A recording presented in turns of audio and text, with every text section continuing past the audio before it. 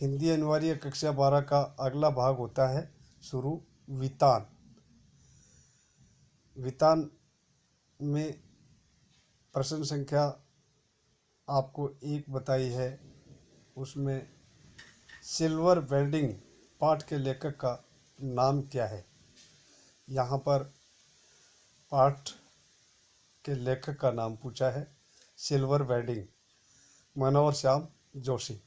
उत्तर है silver welding पाठ के लेखक का नाम है मनोहर श्याम जोशी। सिल्वर वेल्डिंग कहानी के कथानायक का क्या नाम है। अब देखिए, पहले आपको पाठ के लेखक का नाम पूछा है। दूसरे प्रश्न में कहानी के कथानायक का क्या नाम है। यशोधर पंत, जिसको पात्र बनाया गया है कथानायक के रूप में, उसका नाम है यशोधर पंत। अब इसी प्रश्न को और आगे बढ़ा दिया, यशोधर का पूरा नाम क्या था। अब यशोधर का पूरा नाम क्या था, यहाँ पर आपको पूरा नाम नहीं बता करके हल करने वाले ने YD पंत लिखा है। अब इसको आप पूरा नाम कैसे बनाएंगे, या तो इसके पाठ को पूरे को पढ़ें, इस पाठ को अध्ययन करें, उसमें इसका पूरा नाम दिया होगा। यशोधर का पूरा नाम क्या था। YD पंत यशोधर का पूरा नाम बताया है। यशोधर बाबू के विवाह की कौन सी वर्षगांठ मनाई गई है इस पाठ में।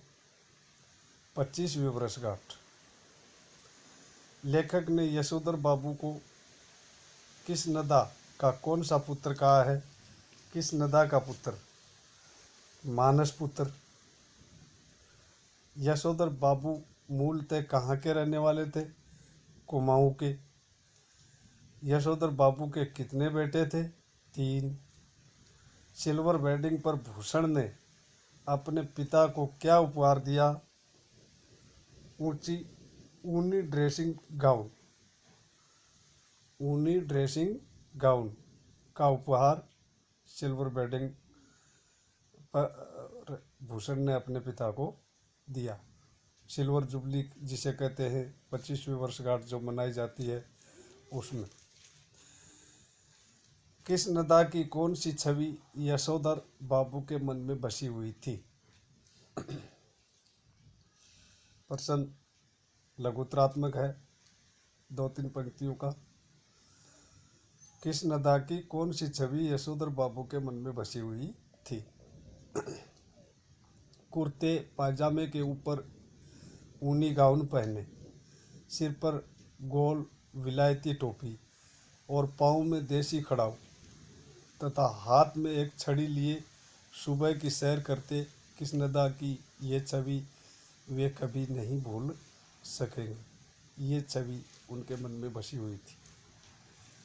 यशोधर बाबू का व्यवहार आपको कैसा लगा। पाठ के आधार से यशोधर डेमोक्रेट है। अपनी पत्नी तथा बच्चों पर अपनी बातें थोपते नहीं और उनको अपनी तरह जीने देते हैं। अतः कहा जा सकता है कि उनका व्यवहार सभी के प्रति विनम्रता, सम्मान और सहानुभूति का है। अगला प्रश्न है, यशोधर बाबू दफ्तर में अपने मातहतू से कैसा व्यवहार करते हैं।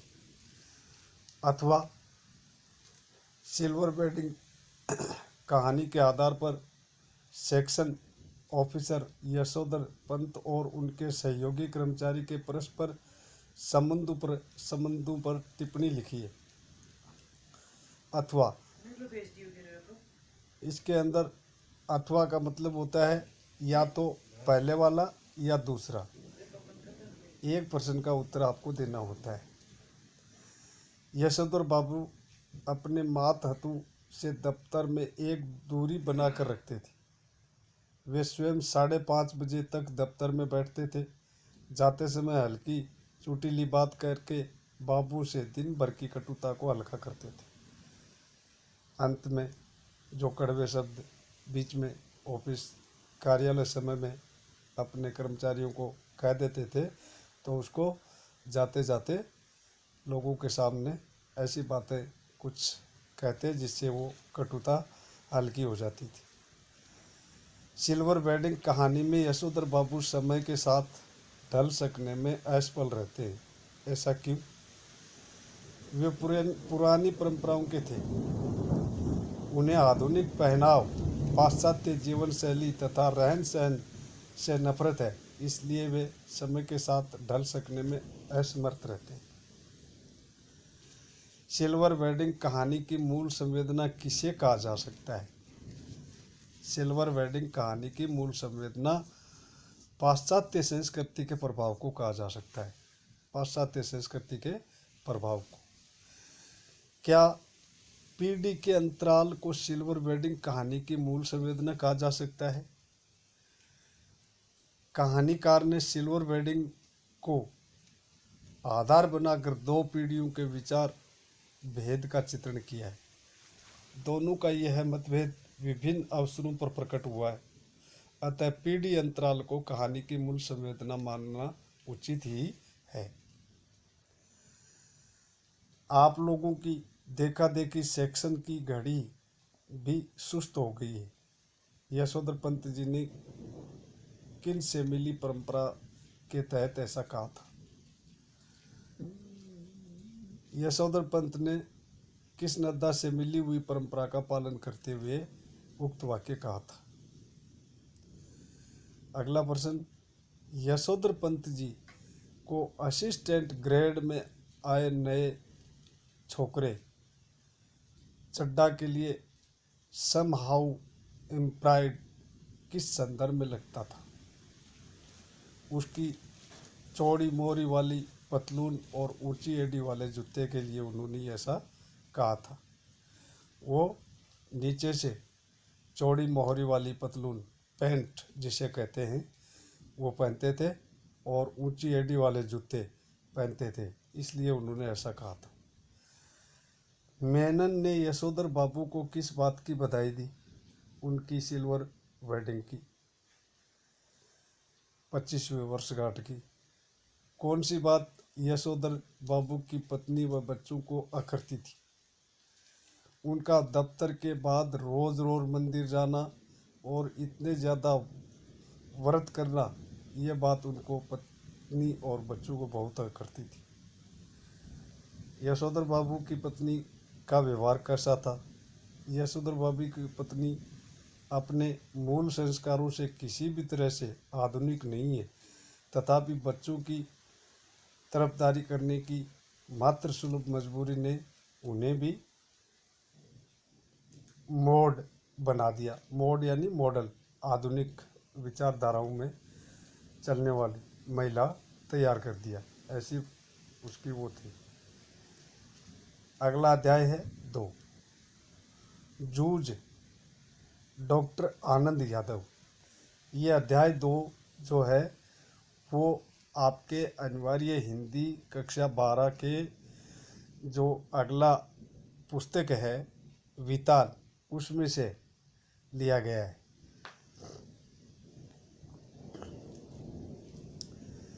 जिसका शीर्षक है जूझ और इसके लेखक हैं डॉक्टर आनंद यादव।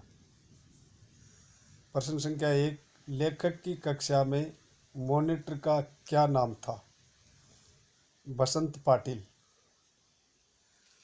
उपन्यास के शीर्षक जूझ का क्या अर्थ है? संघर्ष। जूझ उपन्यास मूलतः किस भाषा में रचित है? मराठी भाषा में। जूझ पाठ के लेखक कौन है? डॉक्टर आनंद यादव।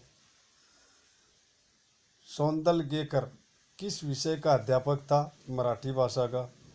जूझ उपन्यास से लेखक की किस प्रकृति का उद्घाटन हुआ है? संघर्षमयी प्रवृत्ति का। बसंत पाटिल से दोस्ती के बाद लेखक के व्यवहार में कौन से परिवर्तन हुए? 7वां प्रश्न है। लेखक की दोस्ती बसंत पाटिल से हो गई, क्यों हुई? इससे वह भी गणित में होशियार हो गया। अब दोनों मिलकर कक्षा के अन्य बालकों के सवाल जांचने लगे, इसलिए उनके दोनों के व्यवहार जो थे वो एक दूसरे से मिलते थे और आपस में ये दोस्ती उन्होंने अपने व्यवहार के प्रति कुशलता के साथ निभाई। अकेलापन अथवा एकांत मनुष्य को योग्य बनाता है, सिद्ध कीजिए।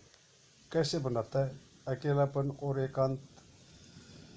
एकांत में मनुष्य की एकाग्रता बढ़ जाती है और वह अपने लक्ष्य के प्रति समर्पित हो जाता है। कोलू जल्दी शुरू करने के क्या फायदे होते हैं? इससे शुरू की अच्छी खासी कीमत मिल जाती है। दादा के लिए क्या सम्मान की बात थी? दादा के लिए देसाई का बाड़े का बुलावा सम्मान की बात थी।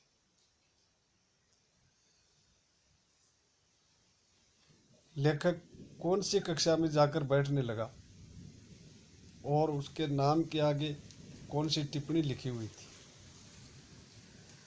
लेखक 5वीं कक्षा में जाकर बैठ गया। उसके नाम के आगे 5वीं नापास की टिप्पणी लिखी हुई थी।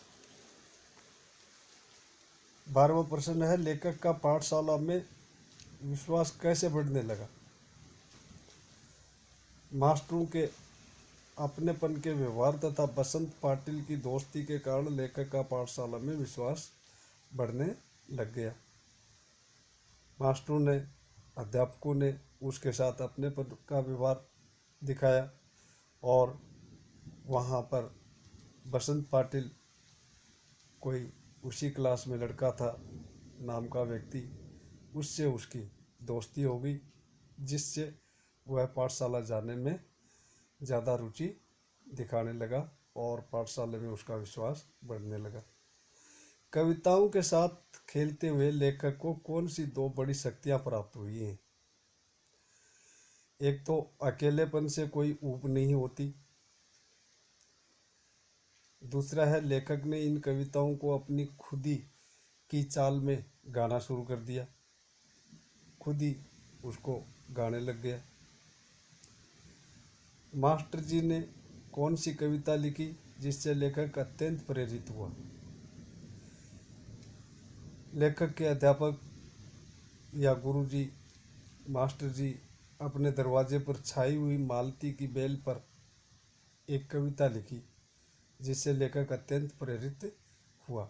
उनके दरवाजे पर कोई बेल थी जिसका नाम था मालती, उसके ऊपर ही उन्होंने कविता रच डाली और उसी कविता का जो प्रेरणा थी वो उस लेखक को अधिक प्रभावित कर गई। निबंधात्मक प्रश्न, यशोधर बाबू किस नदा के पटु शिष्य हैं? उदाहरण सहित सिद्ध कीजिए। अतः यशोधर पंत पर कृष्णदा के प्रभाव की समीक्षा कीजिए। अथवा यशोधर बाबू अपने रोल मॉडल कृष्णदा से क्यों प्रभावित हैं?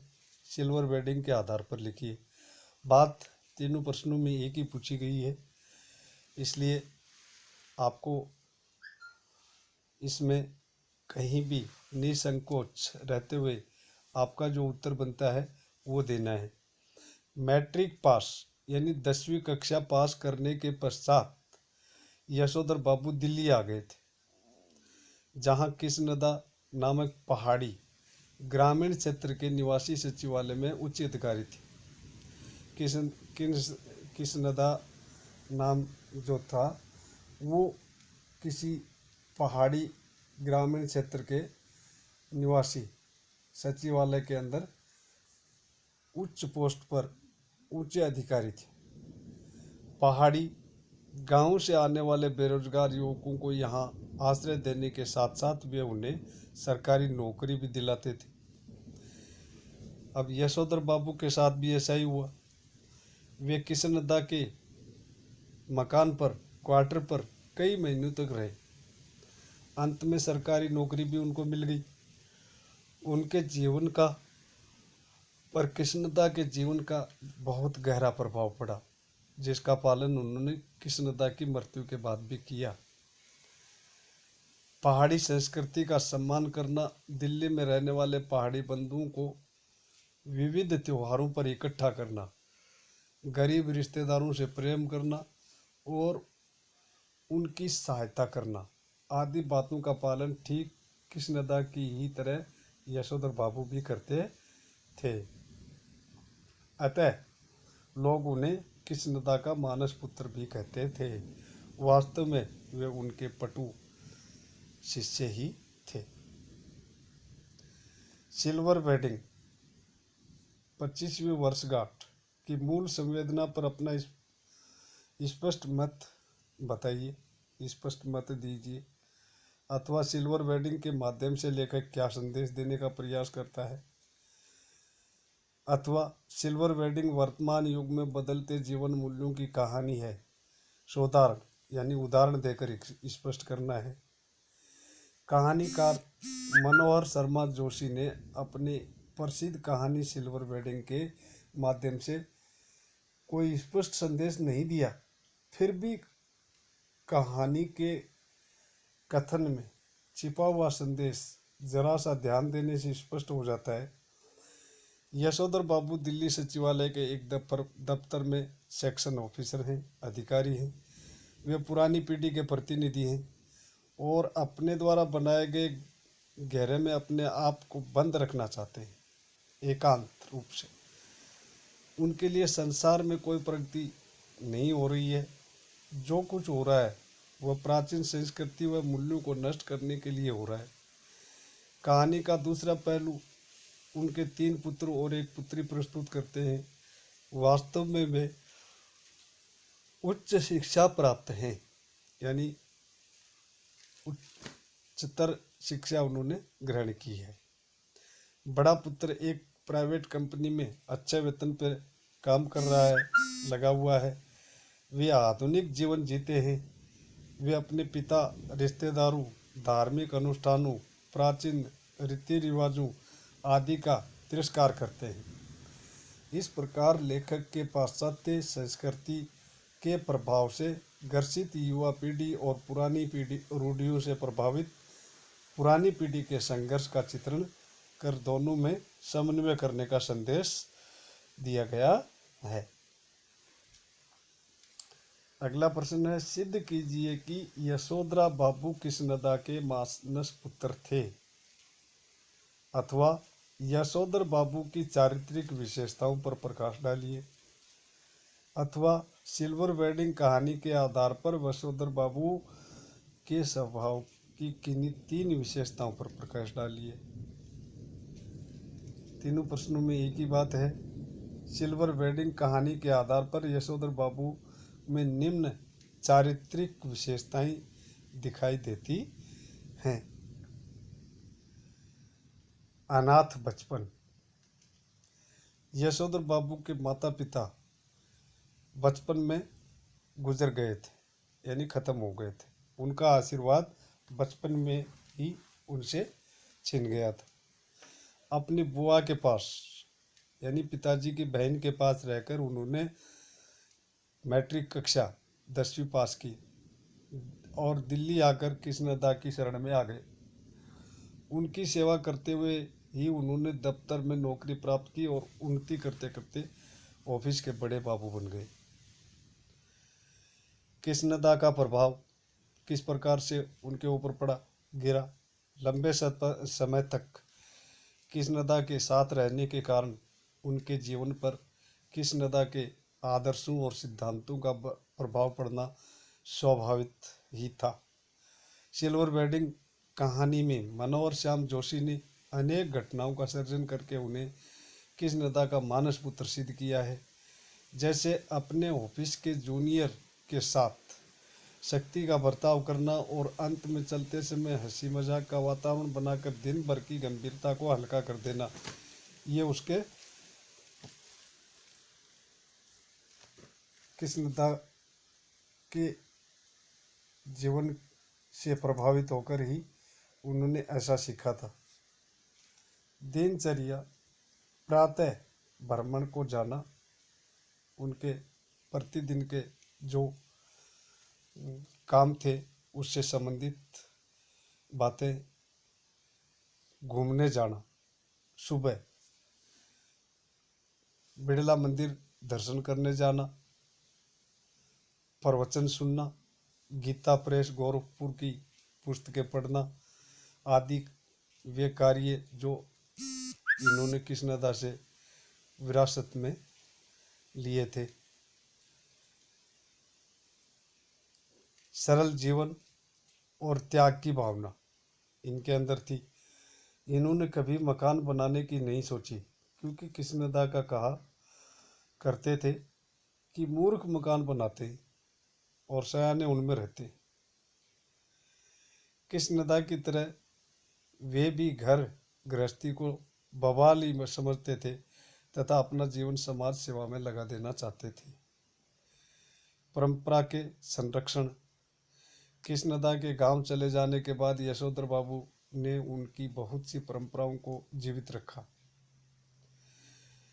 जैसे घर में होली गंवाना, जन्यू पुन्यू के दिन कुमाऊनी बंधुओं के जनेऊ बदलवाना, रामलीला की तालीम के लिए क्वार्टर से एक कमरा देना, इन योजनाओं पर होने वाले खर्च को स्वयं वहन करना आदि। इस प्रकार यशोधर बाबू अपने आदर्श कृष्णदा की विरासत को ढोने वाले, यानी उसकी विरासत को बरकरार बनाए रखने वाले वास्तव में उनके मानस पुत्र ही थे। जोशी जी ने उनके माध्यम से ही पहाड़ी संस्कृति को भी जीवित कर दिया है। सिल्वर वेडिंग कहानी का कथनात्मक पाश्चात्य संस्कृति के अनुकरण एवं बदलते मानवीय मूल्यों पर आधारित है। उक्त कथन की साधारण विवेचना कीजिए, उदाहरण देकर के बताना है। अथवा पुराने होते जा रहे जीवन मूल्यों और नए प्रचलनों के बीच यशोधर पंथ के संघर्ष पर प्रकाश डालिए।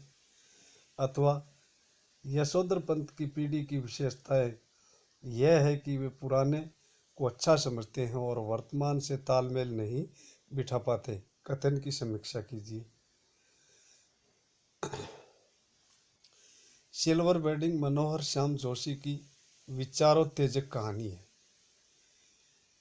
इसका कथनात्मक पाश्चात्य संस्कृति के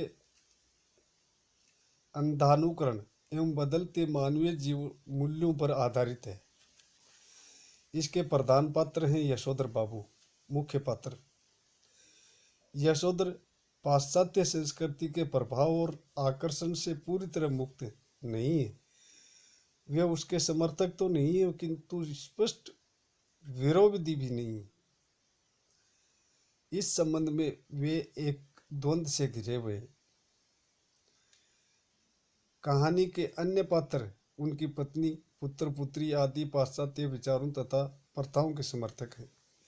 उनकी पुत्री और पत्नी का पहनावा पश्चिमी पहनावे से प्रभावित है। उनकी पत्नी बिना बाहों का ब्लाउज पहनती है।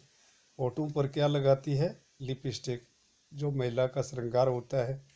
घर से बाहर बदला दाल भात चावल और दाल खा लेती है। उनकी पुत्री जीन्स के साथ बिना बाहों वाला टॉप भी पहनती है। वह डॉक्टरी पढ़ने अमेरिका जाना चाहती है। उनके पुत्रों ने पिता की बिना इच्छा के घर में सभी आधुनिक सामान एकत्रित कर लिए हैं।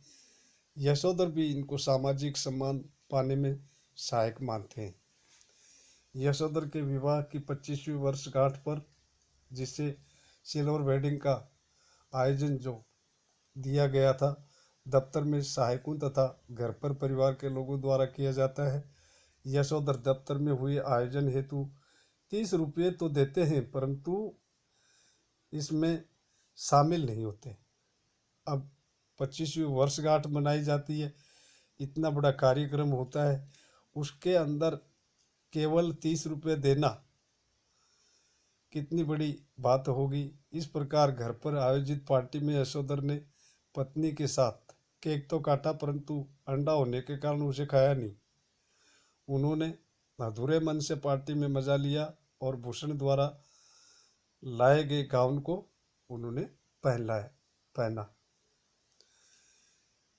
प्रश्न संख्या 19 है, जूझ शीर्षक के औचित्य पर विचार करते हुए यह स्पष्ट करें कि क्या यह शीर्षक कथानायक की किसी केंद्रीय चारित्रिक विशेषता को उजागर करता है।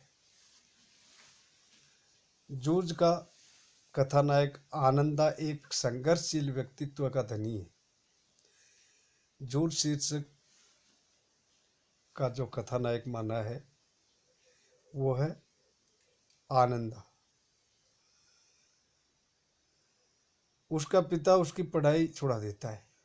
स्कूल जाकर पढ़ाई करने के लिए उसे संघर्ष करना पड़ता है। इसके बाद स्कूल में मन लगाने, गणित विषय में पारंगत होने, बहुत होशियार होने, मराठी भाषा में कविता रचने आदि के लिए भी उसे कठिनाइयों से निकलना पड़ता है, जूझना पड़ता है। इस प्रकार जूझ का कथनात्मक अपने जीवन में विपरीत और कठिन परिस्थितियों में निरंतर जूझता है और सफलता प्राप्त करता है। नायक के संघर्षपूर्ण जीवन की कथा होने के कारण और इसका शीर्षक कथानक की प्रमुख समस्या पर आधारित होने के कारण अत्यंत उचित व सटीक है। इससे नायक के चरित्र की प्रमुख विशेषता संघर्षशीलता भी उजागर होती है। स्वयं कविता रच लेने का आत्मविश्वास लेखक के मन में कैसे पैदा हुआ, अथवा जूझ कहानी के लेखक को कविता लिखने की प्रेरणा कैसे मिली, अथवा जूझ कहानी के लेखक में कविता रचना के प्रति रुचि कैसे उत्पन्न हुई, पाठ के आधार पर बताइए। अथवा जूझ के लेखक को मराठी अध्यापक क्यों अच्छे लगते थे, अथवा जूझ कहानी के लेखक की रुचि काव्य रचना की ओर जगाने में उसके अध्यापक के योगदान पर टिप्पणी दीजिए। प्रश्न 1 है, उसमें ही उसी प्रश्न को घुमा फिरा करके आपसे 5 प्रकार से पूछा गया है। उत्तर इन 5 प्रश्नों का एक ही बनता है, जो आपको सही तरह से समझते हुए जवाब देना है। मराठी भाषा के अध्यापक नावा सांदलगोकर की प्रेरणा से, मराठी भाषा के अध्यापक नावा सांदलगेकर की प्रेरणा से कथानायक के मन में कविता लिखने का भाव पैदा हुआ। किसकी प्रेरणा से? सांदलगेकर जो अध्यापक थे मराठी भाषा के, उनकी प्रेरणा से। जिस प्रकार अध्यापक जी को अनेक कविताएं कंठस्थ थी, याद थी, उसी प्रकार लेखक ने भी अनेक कविताएं कंठस्थ कर ली, जिन्हें वह अकेले स्थान पर ढोर यानी पशु चराते समय या खेत में फसल को पानी देते समय जोर जोर से गा गा करके याद किया करते थे, कंठस्थ कर लिया। मराठी भाषा के मास्टर सांदलगेकर जिस प्रकार कविता पढ़ते थे, वह एकांत में उसको नकल करता था, चोरी छुपे बैठ गए। वे अनेक छंदों को लय, यति, गति और ताल से गाते थे, फिर बैठकर अभिनय के साथ कविता का भाव ग्रहण करते थे। लेखक भी उसी तरह अकेले में कविता गाता, अभिनय करता हुआ उसका भाव पर ग्रहण करता था। मास्टर जी ने अनेक कवियों के संस्मरण सुनाए। इससे लेखक ने जाना कि कवि लोग भी उसकी तरह ही हाड़ मांस के आदमी होते हैं, पुतले होते हैं। इससे उसके मन में आत्मविश्वास पैदा हो गया कि वह भी कविता कर सकता है। अपने आसपास, अपने गांव में, अपने खेतों में कितने ही ऐसे दृश्य हैं जिन पर कविता लिखी जा सकती है। उसके मन में यह विचारधारा हुई। अपने दरवाजे पर छाई हुई मालती की बेल पर जब मास्टर जी कविता लिख सकते हैं तो वह क्यों नहीं लिख सकता। लेखक के मन में इस प्रकार के विचार आने लगे। भैंस चराते समय या गाय चराते समय वह जंगलों फूलों पर कविता लिखता और जोर जोर से गुनगुनाता। कागज और पेंसिल खीसा में हर समय रखता अपने साथ। कभी भैंस की पीठ पर लिखता और जोर जोर से गुनगुनाता हुआ पीठ पर, कभी भैंस की पीठ पर या लकड़ी के टुकड़े से अथवा कंकड़ से शिला पर कविता लिखता और मास्टर जी को दिखाता। कभी कभी रात में ही मास्टर जी के घर जाकर कविता दिखाता। वे देखते और उसको शाबाशी देते, काव्य शास्त्र का ज्ञान कराते। इस सब से मास्टर जी से लेखक का अपनापन हो गया। अलंकार छंद का ज्ञान हो जाने पर वह अच्छी कविता लिखने लगा। जूझ के नायक, अगला प्रश्न है। जूझ के नायक के माध्यम से उपन्यासकार किशोर छात्रों में पढ़ने में रुचि लेने की प्रेरणा देता है। यही इस उपन्यास का उद्देश्य है। सिद्ध कीजिए कैसे। अथवा जूझ कहानी के लेखक के जीवन संघर्ष के उन बिंदुओं पर प्रकाश डालिए जो हमारे लिए प्रेरणादायक हैं। अथवा जूझ कहानी प्रतिकूल परिस्थितियों के बीच संघर्ष की कहानी है। कैसे। सिद्ध कीजिए। लेखक आनंद यादव के छात्र जीवन की से क्या क्या शिक्षा मिलती है। प्रश्न 3-4 हैं, सभी का जवाब एक ही है, उत्तर एक ही है। जूझ कहानी की प्रेरणादायी संघर्ष गाथा है। जूझ जो है उस कहानी की प्रेरणादायी संघर्ष गाथा जो विपरीत परिस्थितियों में माँ के साथ लेकर दत्ताजी राव को समझता है और दादा से पढ़ने की अनुमति प्राप्त करता है। खेत में कठोर मेहनत करता है और विद्यालय में भी कठिनाइयों का सामना करता है। सभी संघर्षों पर विजय पाते हुए लेखक सफलता प्राप्त करता है। जूझ उपन्यास का लेखक आत्मकथात्मक शैली में किशोर मन की उलझनों को अपने ढंग से अभिव्यक्ति प्रदान कर किशोर छात्रों को हर बाधा को पार करके भी पढ़ाई करने और लगन के साथ पढ़कर कक्षा में प्रथम आने की प्रेरणा देता है। साथ ही लेखक का उद्देश्य विद्यार्थियों के मन में यह भाव भी उत्पन्न करता है कि अपने योग्य अध्यापकों से केवल पुस्तकीय ज्ञान ही नहीं वरन अन्य गुण जैसे कविता करना आदि भी ग्रहण करना चाहिए। कथनात्मक कथानक अपने मराठी के अध्यापक सौंदलगेकर से कविता सुनना करना सीखता है और उनसे भी अच्छा कवि बन जाता है। कथानायक पढ़ाई में बाधक अपने पिता दादा को समझने के लिए दत्ताराव सरकार की सहायता लेता है।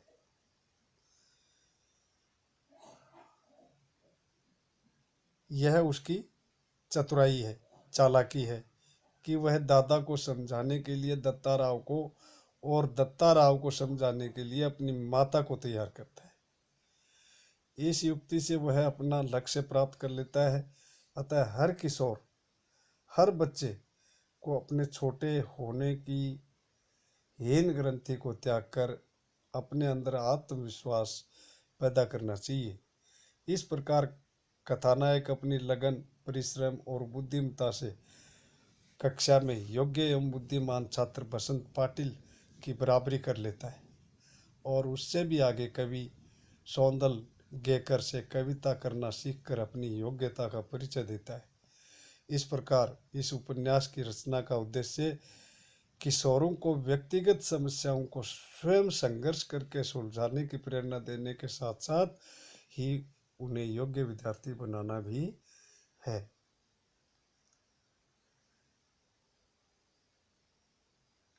इस प्रकार हमारे इस एडिशन में अनिवार्य हिंदी कक्षा 12 के लिए आप तक हल करके बताए गए जो प्रश्नोत्तरी है उनको आप अच्छी तरह से समझें। जो हिंदी पुस्तक वितान के भाग से अध्याय थे उनका हल शेखावाटी मिशन 100 के द्वारा तैयार किए गए प्रश्नों के अच्छी तरह से समझाते हुए आपके सामने पेश है। अधिक से अधिक इसको पढ़ें, अपनी परीक्षा की तैयारी करें। चैनल को सब्सक्राइब करें, लाइक करें और अपने साथियों को अधिक से अधिक संख्या में शेयर कर उन तक पहुंचाएं। धन्यवाद। जल्द ही पेश होंगे आपके सामने अगला अध्याय लेकर। नमस्कार छात्रों।